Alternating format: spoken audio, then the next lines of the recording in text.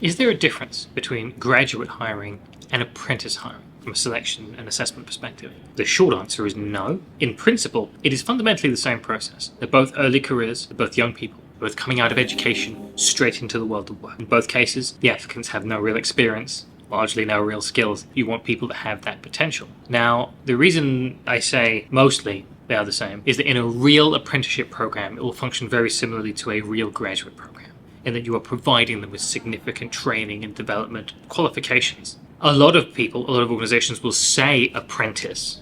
What they really mean is low-level, low-skill, entry-level work where there's actually very little in the way of training being provided. Now, judgment aside from doing that, the approach would be slightly different. So when it comes to real apprenticeship schemes where there's a great deal of learning to be had, along with grad schemes where there's a huge learning component too, the key thing is cognitive ability. Verbal, numerical, logical reasoning tests to ensure you have people that can learn and benefit from training and successfully complete qualifications. Nothing predicts that as effectively as cognitive assessments. But if you are using the term apprentice loosely and really just mean entry-level role for an unskilled position that doesn't require a great deal of training, I would be recommending behavioural assessments rather than cognitive, which is actually often quite counterintuitive to how they're used in the wider market. Often, behavioural assessments are reserved for senior hires because culture fit tends to be a really big concern, and that certainly makes sense. But when it comes to very simple routinized work, what the ideal employee does is they show up on time. They listen to instructions. They respect their superiors. They follow